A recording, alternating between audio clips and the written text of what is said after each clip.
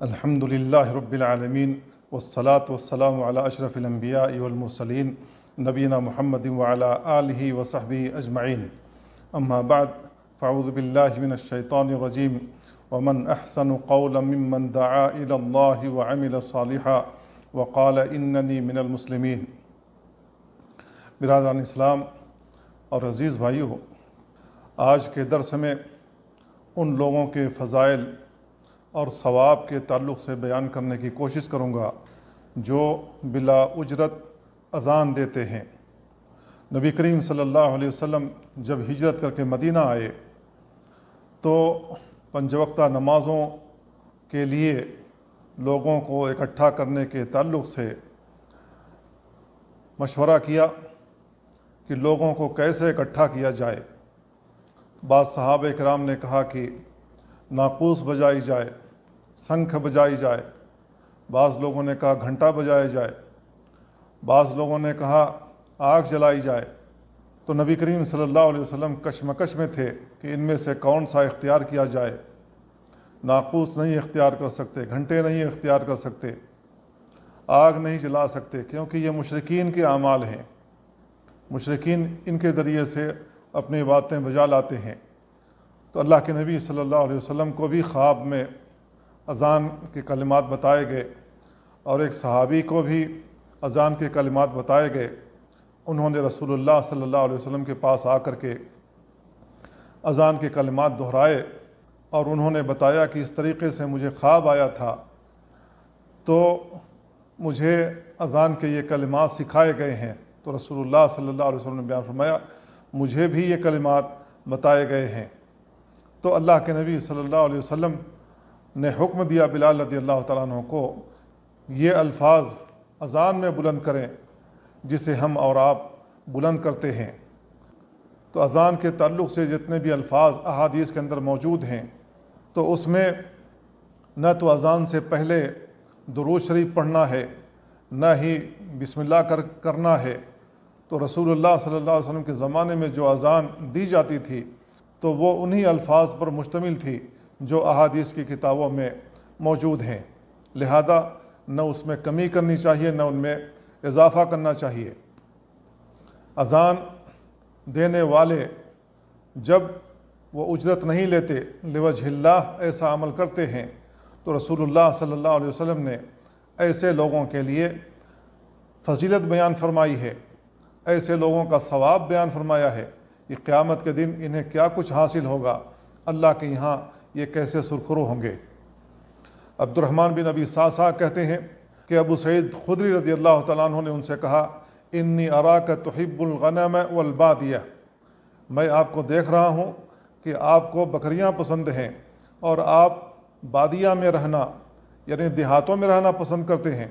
فَإِذَا كُنْتَ فِي غَنَمِكَ وَبَادِيَتِكَ، جب آپ اپنے بکریوں کے ساتھ، اپنے ریوڑوں کے ساتھ بادیے میں ہوں، دیہاتوں میں ہوں، میدانوں میں ہوں، فَأَذَّنْتَ لِلصَّلَاةِ، تو نماز کے لیے اذان دو، فَارْفَعْ صَوْتَكَ بِالنِّدَاءِ، اور بلند آواز سے اذان دو، فَإِنِّي لَا يَسْمَعُ مَدَى صَوْتِ الْمُؤَذِّنِ جِنٌّ وَلَا إِنسٌ وَلَا شَيْءٌ إِلَّا شَهِدَ لَهُ يَوْمَ الْقِيَامَةِ، اس لیے کہ مؤذن کی آواز جہاں تک سنائی دے گی، وہ جن سن رہے ہوں یا انسان سن رہے ہوں یا کوئی اور چیز سن رہی ہو، قیامت کے دن اس کے لیے گواہی دیں گے۔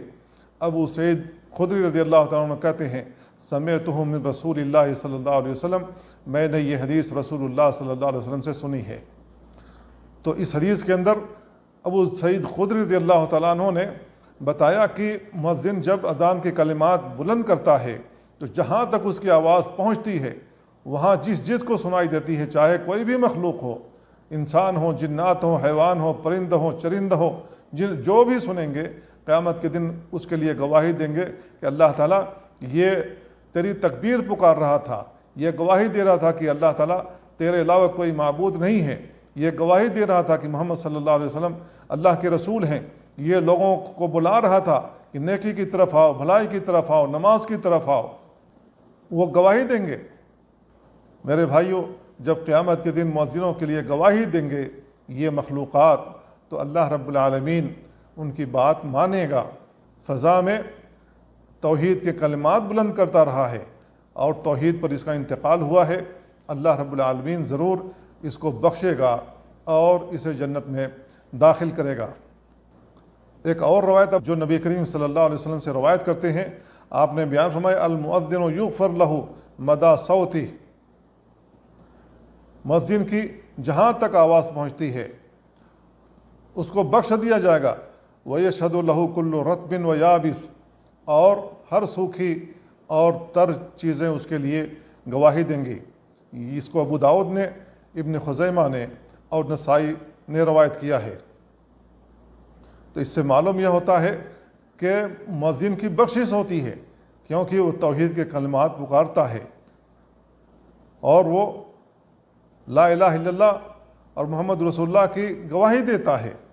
اور لوگوں کو خیر کی طرف بلاتا ہے، اللہ کی تکبیر پکارتا ہے۔ اسی کی مثل عبداللہ ابن عمر رضی اللہ عنہما سے مروی ہے، جس کا امام احمد نے مسند میں صحیح سند کے ساتھ روایت کیا ہے، اور اسی کے مثل براء بن عازب رضی اللہ تعالیٰ عنہ سے بھی مروی ہے کہ نبی کریم صلی اللہ علیہ وسلم نے بیان فرمایا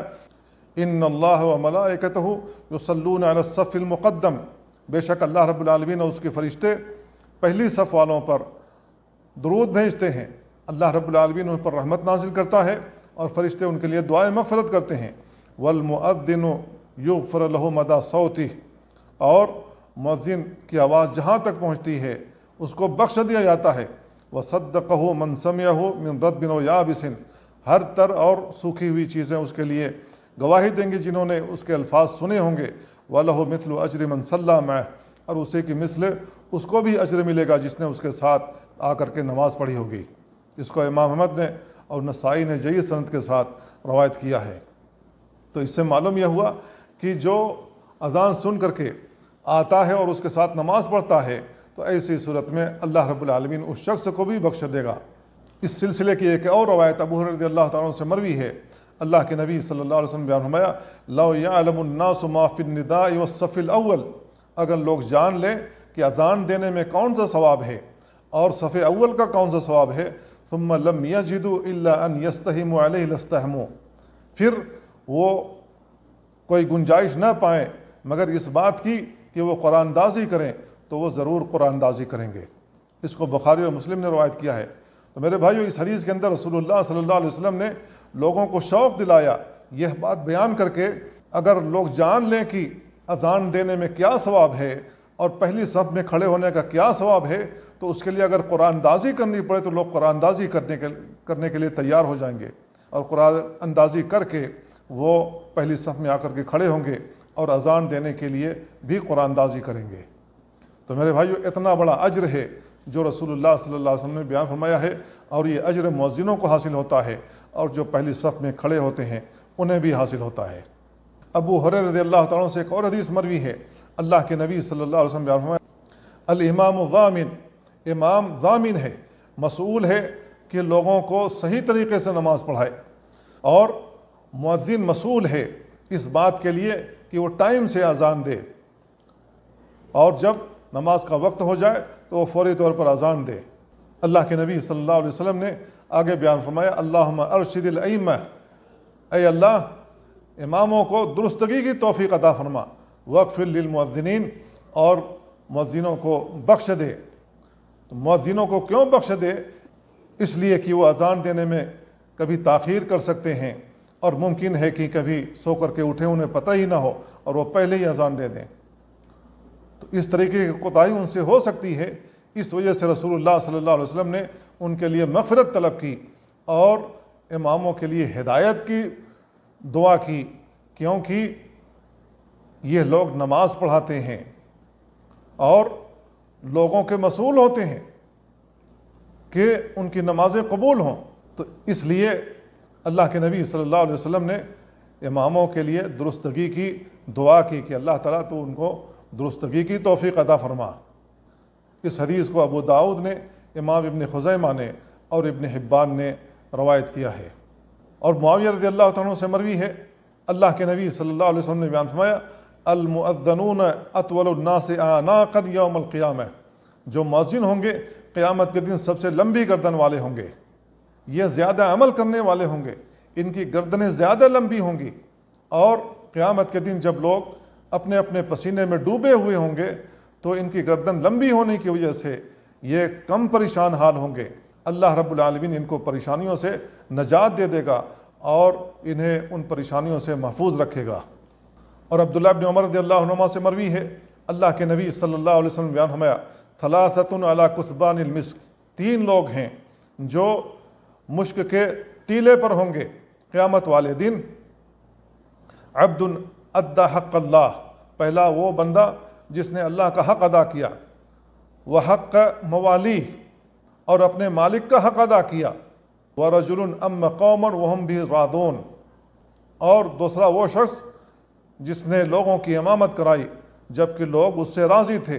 ورجل ینادی بالصلوات الخمس، اور تیسرا وہ شخص جو ہر روز 5 وقتہ نمازوں کے لیے اذان دیتا ہے۔ اس کو امام احمد نے اور امام ترمذی نے روایت کیا ہے، اور امام ترمذی نے اس کو حسن قرار دیا ہے۔ تو میرے بھائیوں، یہ 3 لوگ مشک کے ٹیلے پر ہوں گے، خوشبو والے ٹیلے پر ہوں گے قیامت والے دن۔ اللہ رب العالمین ان کو یہ مقام عطا فرمائے گا۔ اور جابر رضی اللہ عنہ سے مروی ہے کہ اللہ کے نبی صلی اللہ علیہ وسلم بیان فرمایا، ان الشیطان اذا سمع النداء بالصلاۃ ذهب حتى يكون مكان الروحاء، کہ شیطان جب اذان کے کلمات سنتا ہے تو وہ روحا نامی جگہ میں بھاگ جاتا ہے، اور روحا مدینہ سے 36 میل کے فاصلے پر ہے۔ اتنی دور شیطان بھاگتا ہے تاکہ اذان کے کلمات اس کے کان میں نہ پڑیں۔ یہ حدیث صحیح مسلم میں مروی ہے۔ تو میرے بھائیوں، شیطان جس کو ناپسند کرتا ہو اسے ہمیں پسند کرنا چاہیے، اور وہ سن کر کے اللہ کی عبادت کے لیے مسجد کا رخ کرنا چاہیے، یا جہاں بھی موجود ہوں وہاں نماز کے لیے کھڑے ہو جانا چاہیے، چاہے میدان میں ہوں، چاہے باغ میں ہوں، چاہے روڈ پر ہوں، چاہے کہیں اور ہوں۔ جب ہم اذان سنیں، دور سے آواز آ رہی ہو، اگر مسجد پہنچ سکتے ہوں تو مسجد پہنچنا چاہیے، اور نہیں پہنچ سکتے ہیں تو جہاں ہم موجود ہوں وہیں پر اذان دے کر کے فوری طور پر نماز قائم کر دینی چاہیے۔ اور انس بن مالک رضی اللہ عنہ سے مروی ہے، انہوں نے کہا، سمع رسول اللہ صلی اللہ علیہ وسلم رجلا، رسول اللہ صلی اللہ علیہ وسلم نے ایک آدمی کو سنا، وہو فی مسیر لہ یقول، اور اس نے کہا، اللہ اکبر اللہ اکبر، یعنی اللہ سب سے بڑا ہے، اللہ سب سے بڑا ہے۔ فقال نبی اللہ صلی اللہ علیہ وسلم، تو اللہ کے نبی صلی اللہ علیہ وسلم فرمایا، علی الفطرہ، یہ فطرت پر ہے۔ فقال اشہد ان لا الہ الا اللہ، اور اس نے اذان دیتے ہوئے اشہد ان لا الہ الا اللہ کہا۔ آپ نے بیان فرمایا، خرج من النار، یہ جہنم سے نکل گیا، جہنم سے آزاد ہو گیا۔ فاستبق القوم الی رجل، تو لوگوں نے جا کر کے دیکھا اس آدمی کو، فاذا راعی غنم حضرتہ الصلاۃ، تو وہ چرواہا تھا، نماز کا وقت ہوا، قام یؤذن، تو وہ کھڑا ہو گیا اور کھڑا ہو کر کے اذان دینے لگا۔ اس کو امام مسلم نے اور ابن خزیمہ نے روایت کیا ہے۔ تو میرے بھائی، اس حدیث کے اندر رسول اللہ صلی اللہ علیہ وسلم بیان فرمایا کہ جب بندے نے اللہ اکبر کہا تو اللہ کے نبی صلی اللہ علیہ وسلم نے گواہی دی کہ یہ فطرت پر ہے۔ میرے بھائیوں، ہر انسان جو دنیا میں پیدا ہوتا ہے فطرت اسلام پر پیدا ہوتا ہے۔ ماں باپ جیسے ہوتے ہیں ویسے اولاد کو بنا ڈالتے ہیں۔